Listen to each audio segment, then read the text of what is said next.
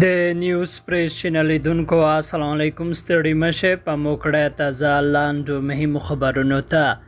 قطر او امریکا د افغانستان په اړه خبرې کړې دي. قطر او امریکا د افغانستان په اړه خبرې کړې دي. د راپورونو له مخې د قطر او امریکا د بهرنیو چارو وزیرانو د کمبوج ناستې په څنډه کې سره لیدلې دي او د ګڼو دوه اړخیزو مسایلو ترڅنګ د افغانستان په اړه هم خبرې کړې دي. د قطر د بهرنیو چارو وزارت په دې اړه لا ډېر جزئیات نه دي ورکړي، خو وایي چې دواړو لورو د ایران د اتومي پروګرام او افغانستان په اړه مهمه خبرې لرلې دي.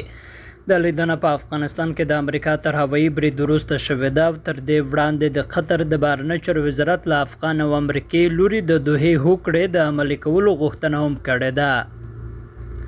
بل لور ته افغان حکومت وایي د امریکایي برید په اړه لا هم څېړنې روانې دي. افغان حکومت وایي دوی په افغانستان کې د الظاهري د حضور په اړه هیڅ راز معلومات نه لرل.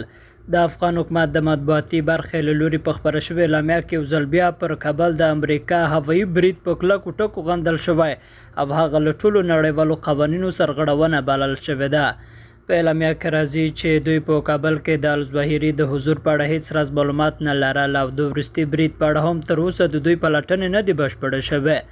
د افغان حکومت مشرتابه د پی کې د هر اړخیزې څېړنې او پلټنې په اړه امنیتي او استخباراتي اداراتو ته لارښوونه کړې ده او په اړه د ټولو معلوماتو د راټولولو غوښتنه کړې ده. افغان حکومت همداراز د دغه ډول پیښو په اړه امریکا ته خبرداری ورکړی او زیاتوي چې که ورته کړنې امریکایي لوری تکرار کړي نو د هر ډول عواقبو مسؤلیت به هم پر دوی وي. او وروستی لنډ خبر دا چې پخواني افغان ډیپلوماټان وایي د طالبانو او نړیوالو د اړیکو د خرابېدو امکان شته.